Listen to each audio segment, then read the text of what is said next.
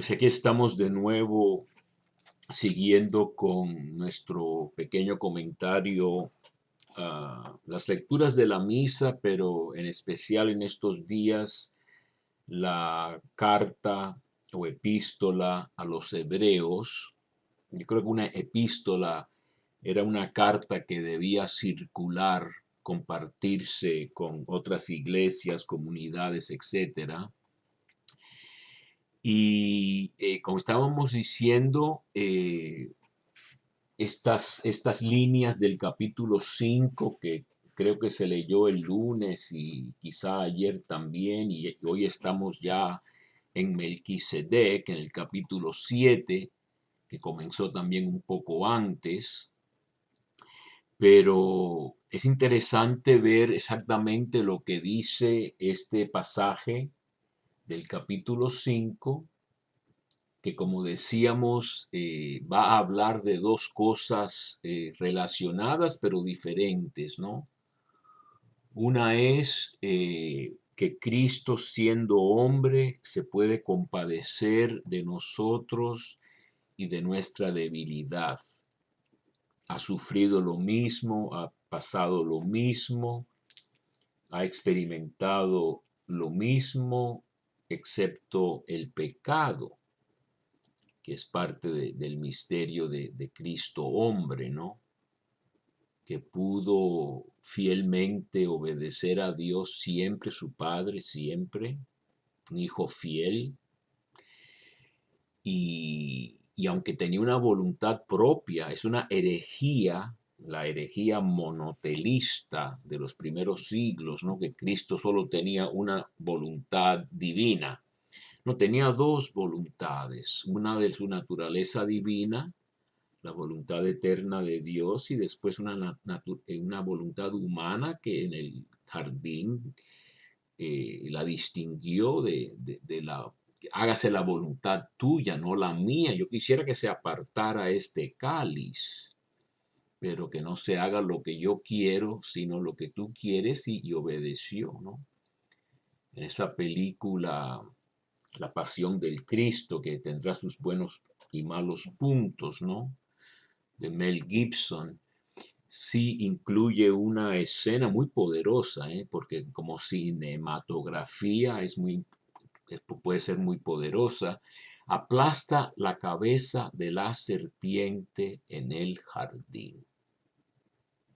Es una escena que no narran los evangelios, yo no creo que está en ningún lugar que yo sepa, pero obviamente que hay una serpiente en el jardín de Edén en los primeros capítulos del Génesis, en el capítulo 3 en especial.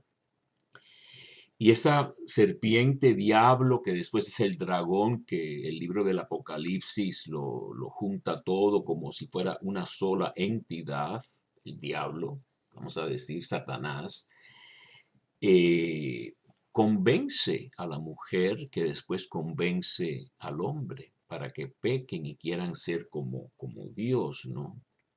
Que es el pecado esencial, decidir por nosotros mismos, haciendo caso omiso de lo que quiere Dios, reduciendo Dios a un ámbito donde está más o menos encerrado en ese cuarto y nosotros tenemos rienda libre para hacer lo que nos dé la gana en otros campos, ¿verdad? Es una cosa muy humana. Y yo creo que también de eso se compadece Cristo, pero ciertamente con estas exhortaciones de Dios que vienen a través de esta carta, que con palabras muy fuertes, yo estoy leyendo aquí al final del capítulo 5, dice que es imposible que los que han gustado del don celestial y se han hecho partícipes del Espíritu Santo, saborearon las buenas nuevas de Dios y los prodigios del mundo futuro, y a pesar de todo cayeron, se renueven otra vez mediante la penitencia. Es imposible, dice, pues crucifican por su parte de nuevo al Hijo de Dios y le exponen a pública infamia.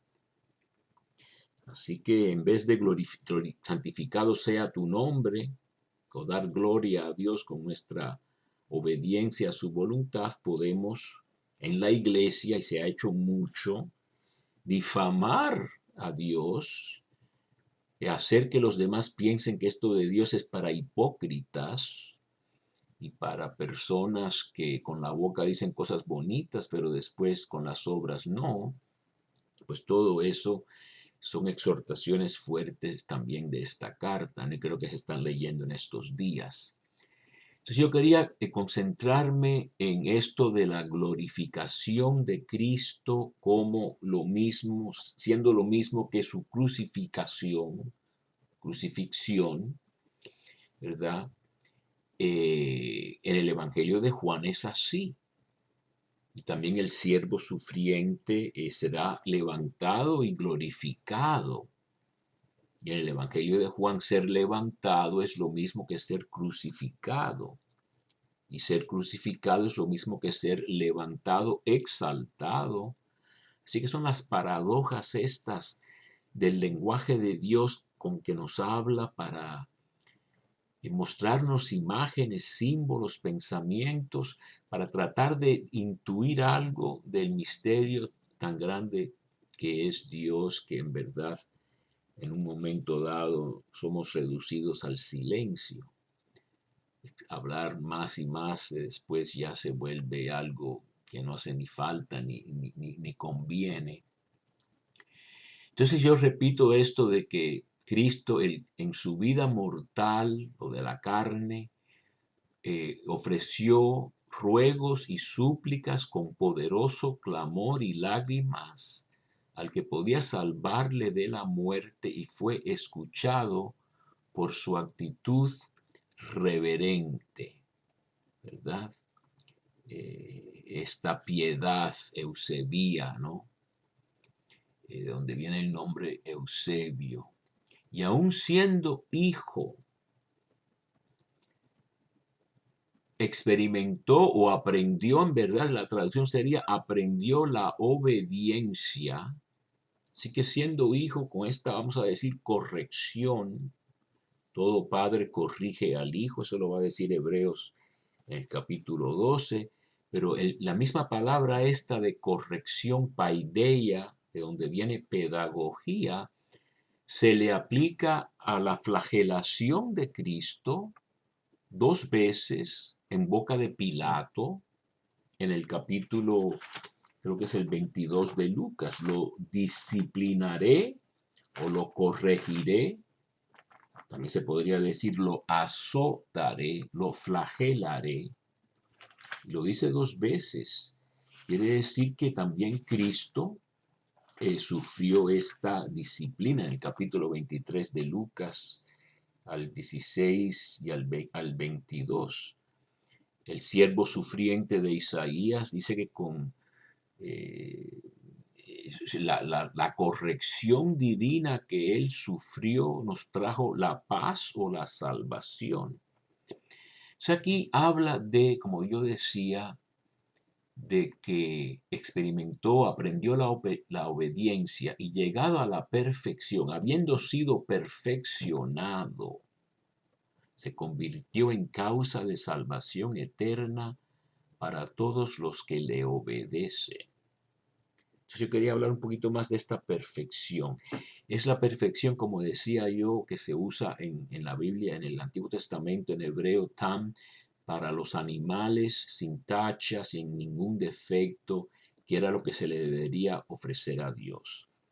También mencioné que en el Sermón de la Montaña de Jesús en Mateo, capítulo 5, dice, sean perfectos como su Padre Celestial es perfecto. Esta palabra, especialmente si nos fijamos en el hebreo del Antiguo Testamento, quiere decir de una pieza o integral, sin que falte nada, sin duplicidad, sin doble corazón o doble alma, doble mente. La carta de Santiago habla del dipsijos, del que tiene 2 almas, ¿no? Se mira en el espejo y piensa una cosa, pero después se da la vuelta y hace otra. Entonces esta perfección es la perfección de los sacrificios que se ofrecían a Dios.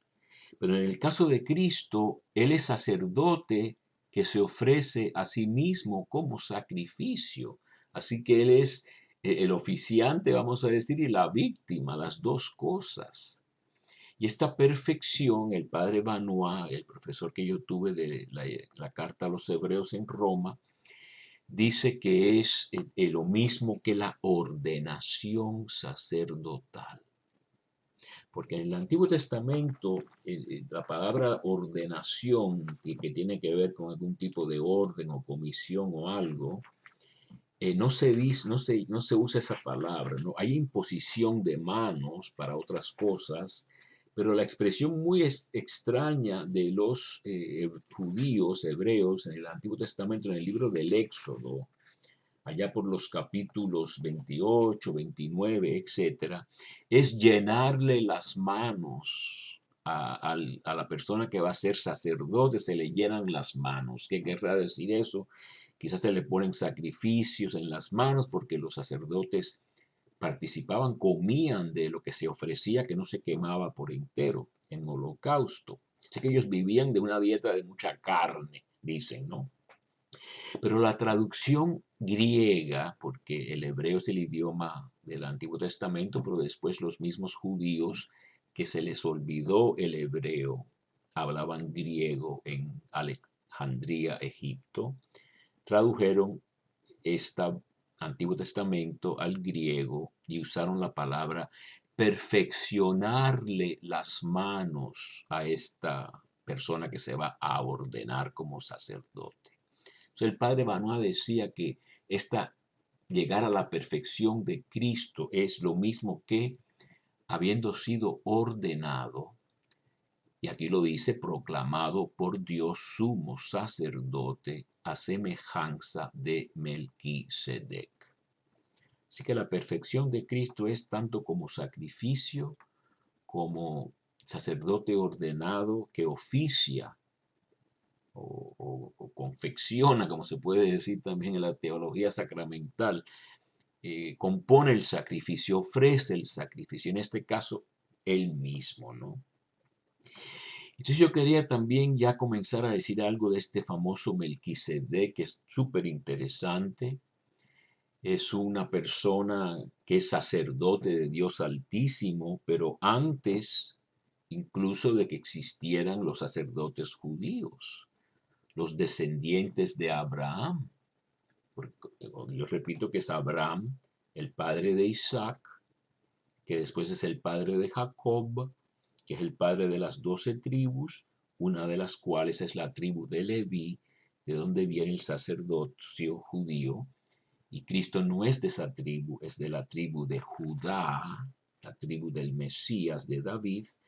Y entonces hay que explicar cómo es sacerdote sin ser de la tribu correcta. Y eso lo dejamos para mañana.